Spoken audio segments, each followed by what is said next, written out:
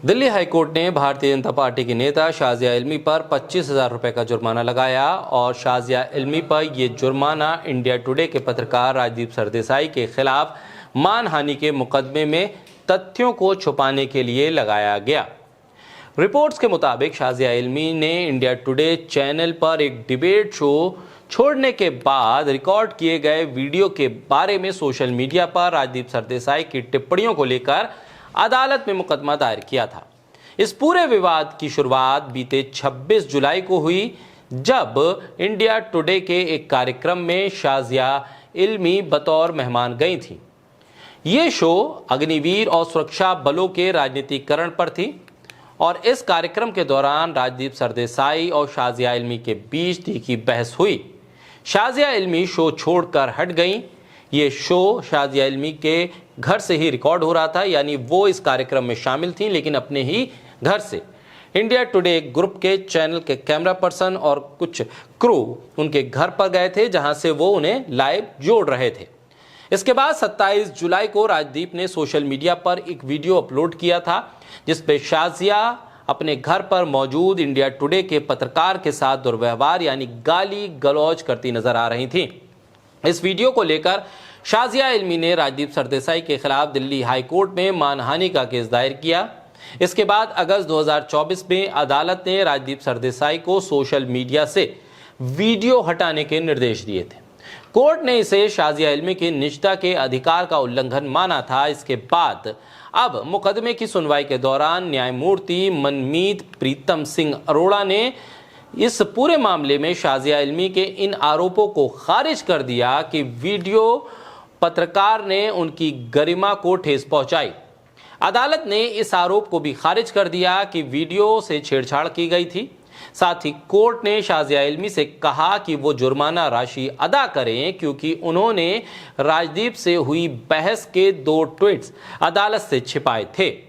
राजदीप सरदेसाई ने ट्वीट करके इस पूरे मामले पे अपनी प्रतिक्रिया देते हुए अपने वकील राजीव नैयर, प्रशांतो सेन और ऋषिकेश बरुआ के साथ साथ अपने ग्रुप इंडिया टुडे ग्रुप को धन्यवाद दिया, क्योंकि इंडिया टुडे ग्रुप ने उनको एक कानूनी मदद दिलवाई थी जिसके जरिए वो इस मुकदमे को लड़ पाए। उन्होंने साथ ही इस बात को भी कहा कि जो छोटे शहरों के पत्रकार हैं, जो ग्रामीण अंचल में पत्रकारिता करते हैं, कम संसाधन से पत्रकारिता करते हैं, उनके लिए भी ऐसे ही कानूनी मौके होने चाहिए थे। उनके लिए भी कानूनी लड़ाई लड़ना दुश्वार नहीं होना चाहिए। उनके लिए भी कानून के जरिए लड़ाई लड़ना महंगा नहीं होना चाहिए।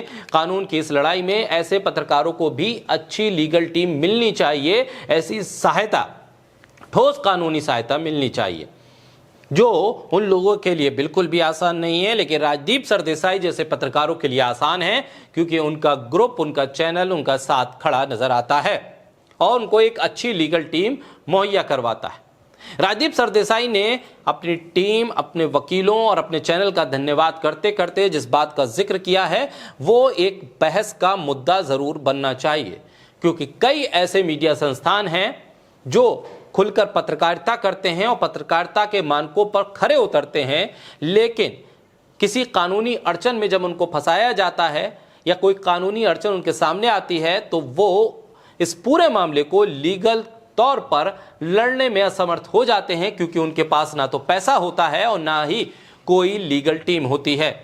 और जब आपके पास कोई मजबूत ठोस लीगल टीम ना हो और पैसा भी ना हो, तब आप उस कानूनी लड़ाई को लड़ नहीं पाते, या आधे अधूरे मन से उस लड़ाई को लड़ने की कोशिश भी करते हैं, तो आखिरकार आपको कंप्रोमाइज करना पड़ता है। राजदीप सरदेसाई ने अपने इस धन्यवाद ट्वीट के जरिए उस बड़े मर्म को भी छूने की कोशिश की है, उस बड़े मुद्दे को भी छूने की कोशिश की है। लेकिन एक बात इस पूरे मामले से यह साफ होती है कि बीजेपी के नेता सिर्फ सत्ता की हनक और सिर्फ लीगल नोटिस का डर दिखाकर किसी भी पत्रकार को चुप नहीं करा सकते। सिर्फ ये कहकर कि आपने ऐसा कह दिया, मैं आपके खिलाफ मानहानि का केस करूंगा, ये एक धमकी के तौर पर लिया जाने लगा। पत्रकार पत्रकारिता करना भूल गए, बीजेपी के प्रवक्ताओं को काउंटर करना भूल गए, क्योंकि उन्हें यह डर रहता था कि या तो ये अदालत में मुझे खींच लेंगे या फिर किसी दबाव के जरिए मुझे चुप करा दिया जाएगा। लेकिन राजदीप सरदेसाई के मामले में राजदीप सरदेसाई और उनका चैनल जिस तरह से खड़े रहे, उसने शाजिया इल्मी जैसे बीजेपी के कई और चेहरे, कुछ और प्रवक्ताओं को भी एक नसीहत दी है कि आप कितने भी ताकतवर क्यों ना हो, आप सत्ता में कितनी बार भी चुनकर क्यों ना आ गए हों, लेकिन सच सच रहता है और आप सच में काट-छाट करके बहुत वक्त तक अपने अहंकार को दिलासा नहीं दे सकते। बहरहाल राजदीप सरदेसाई की ये लड़ाई कानूनी तौर पर वो जीत गए हैं, लेकिन बड़ा सवाल ये कि यही लड़ाई अगर कोई छोटा पत्रकार लड़े तो वो किस हद तक इस लड़ाई को जीत पाएगा।